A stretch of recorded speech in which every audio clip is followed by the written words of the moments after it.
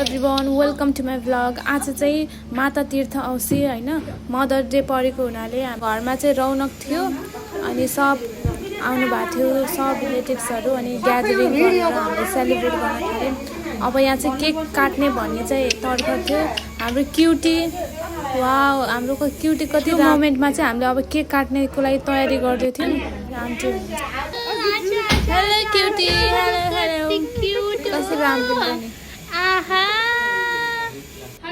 Happy Mother's Day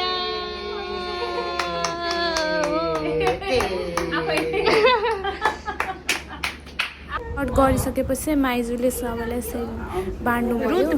cake पहिला cake खुवाइदिनु भयो अनि त्यसपछि सबलाई डिस्ट्रिब्युट गर्यो।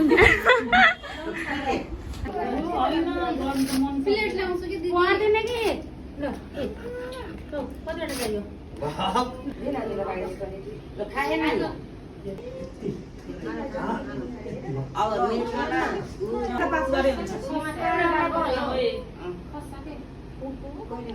कुनी के दादा खान्छ के गेर लगाइदियो के अनि बम बम हेलो क्युटी एक बुम पाकम बुम मेरो कुन त्यो यही हो के अब यहाँ बस्दा बस्दा के त हो नि अब हामीले चाहिँ गिफ्टहरू हेर्न थाल्यौँ के गिफ्टहरू आएको रहेछ भनेर। राम्रो राम्रो पठाउनु भएको रहेछ गिफ्टहरू, त्यसलाई नै अनबक्सिङ गर्न थाल्यौँ। अनि एकैछिन चाहिँ त्यो हेऱ्यौँ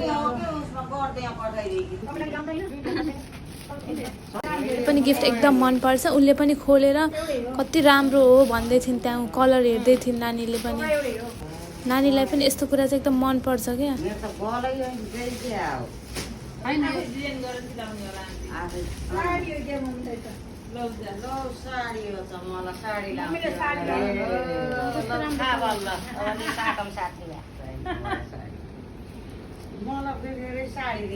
तिमीले के हो एकछिन यस्तो प्लानहरू चल्यो। नानीको भिडियो क्लिप गर्नु क्याप्चर गर्नु त म्यान्डेटरी नै भयो। नानी त बोलिरहेछन् के भनिरहेछन्। हैन अनलाइन हेरेर अनि पठाइदिनु भने होला नि। म कति डिसिप्लिन छु, म त क्युटेस्ट गर्ल हो भन्दैछु, ताली बजाइन नि वा। हैन आफै अनलाइनमा हेरे होला। नानी त नानी नै हुन्।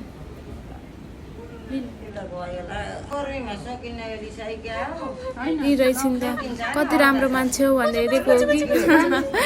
अनि चाहिँ यस्तै गरी गरी हामीले भिडियो नानीको धेरै भिडियो क्लिप एड गऱ्यौँ होइन। अनि त्यसपछि यहाँ गिफ्टहरू अझै धेरै नै थियो, त्यसपछि हेऱ्यो। Thank you everyone for watching this video.